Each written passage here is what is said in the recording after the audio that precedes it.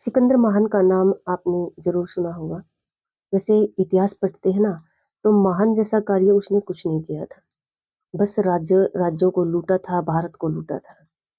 जब अच्छी खासी लूट-पाट करके वह अपने देश यूनान जा रहा था, तो उसके साथ ही एक ऐसी घटना होती है, सिकंदर की तो आँखें खुल ही जाती हैं। हम जैसे पढ़ते हैं, सुनते हैं, तो हम भी सोचने पर मजबूर हो जाते हैं। सिकंदर जब नदी के किनारे रेस्ट करने के लिए रुकते हैं, तो उसकी मुलाकात एक संत से होती है। सिकंदर घमंड में चूर थे, क्योंकि बहुत सारे लूट कर चुके थे वो, और वो घमंड में ही मस्ती में चले जा रहे थे। उस संत ने सिकंदर को राम राम के हिसाब से भगवान का नाम बोला, लेकिन सिकंदर ने उसकी तरफ कोई ध्यान नहीं दिया। संत मुस्कुराते हैं और जोर से बोलते हैं कि सिकंदर, अगर आपको महान कहलाने का, या आप अपने आप में घमंड में इतने चूर हैं, तो मेरे साथ छोटा-सा कंपेयर कर लीजिए, तुलना कर लीजिए। यानी मेरा मेरे मेरे साथ ही एक छोटी-सी बात की तुलना कर लीजिए। सिकंदर को इतना घमंड था कि एकदम से उसके अंदर जो मस्ती, घमंड की मस्ती थी ना, एकदम से गायब हो जाती है, और अभिमान अपने साथ में आसमान पर चला जाता है। सिकंदर कहते हैं कि आप मेरे से तुलना करोगे? आप सिकंदर महान से तुलना करोगे? तो वो संत कहता है कि हाँ, मैं जानता हूँ आप सिकंदर हो।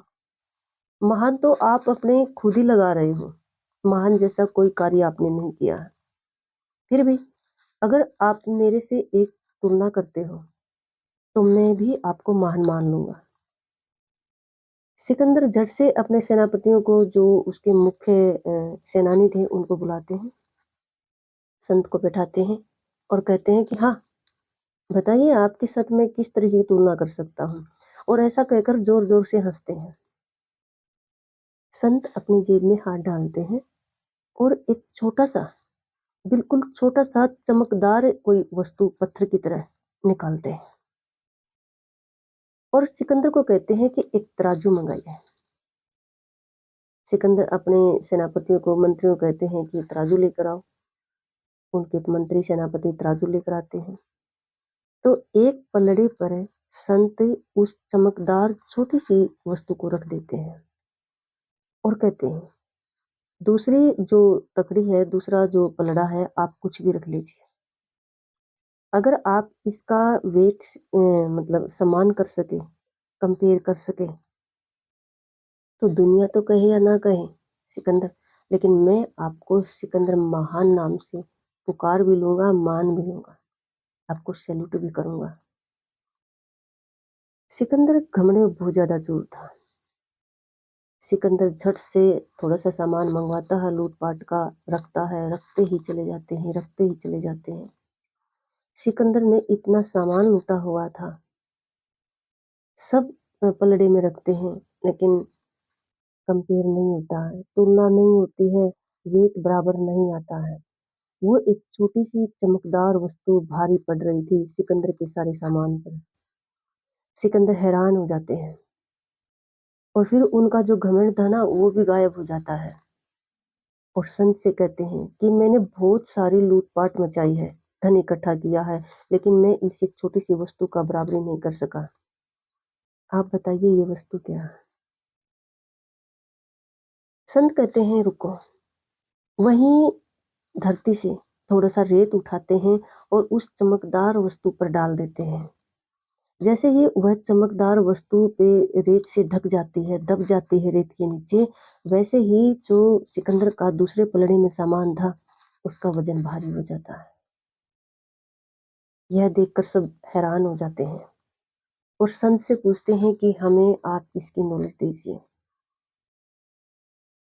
संत कहता है कि देखो, अगर आप सम्मान से पूछते हो तो मैं आपको ज़रूर बताऊँगा। लेकिन अगर आप घमंड में आकर पूछते हो, तो आपको जो करना है कर लीजिए, मैं आपको नहीं बताऊँगा।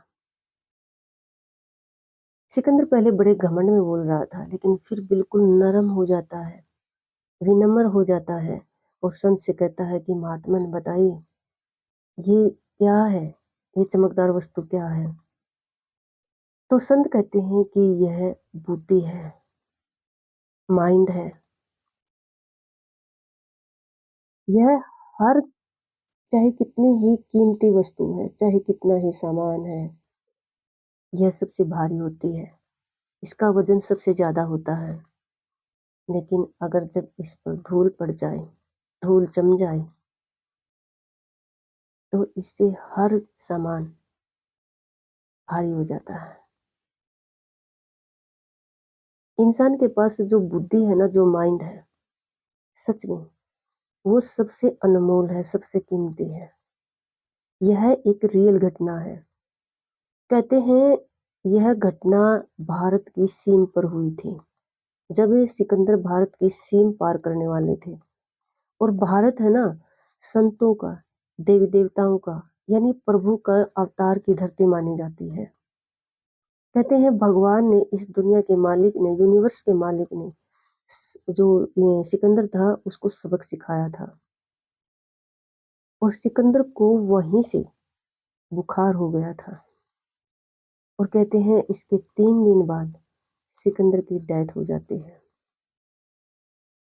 देखो डेथ का और इस जो घटना से कोई वो नहीं है, लेकिन ये बात समझ में आती है कि हमारा देश भारत सच में यूनिवर्स के मालिक के अवतार की भूमि है। भगवान ने जाते जाते उसके घमंड को चूर करने के लिए उसको सबक सिखाया था, और इसी सबक के साथ सिकंदर ने जब अपने देह को छोड़ा था, तो उसने 3 बातों को जो अपने सेनानियों के सामने भी रखा था कि मुझे बहुत ज्यादा घमंड था, मैं चूर था अभिमान में, इतना धन इकट्ठा किया था, लेकिन देखो मैं क्या साथ लेकर जा रहा हूँ, कुछ भी तो नहीं। ये धन कीमतलेस है। अगर पावरफुल है, कीमती है, तो वो इंसान की बुद्धि है। हमारा इतिहास गवाह है कि सिकंदर ऐसा अपने सेनानियों को बोलता है। ये घटना सच्ची है, और ये हमें सिखाती है कि वैसे तो देखो टाइम ही बलवान होता है, लेकिन बुद्धि जो इंसान के पास है ना, वो सबसे कीमती भी है और सबसे पावरफुल भी है। लेकिन जब इस बुद्धि पर धूल जम जाती है, रेत जम जाता है, यानी बुद्धि भ्रष्ट हो जाती है, तब इंसान अभिमानी हो जाता है, घमंडी हो जाता है। इस कहानी की यही सीख है। चाहे हमारे पास कुछ भी है, चाहे कुछ भी नहीं है, अगर इंसान के पास बुद्धि है तो वो इंसान पावरफुल है।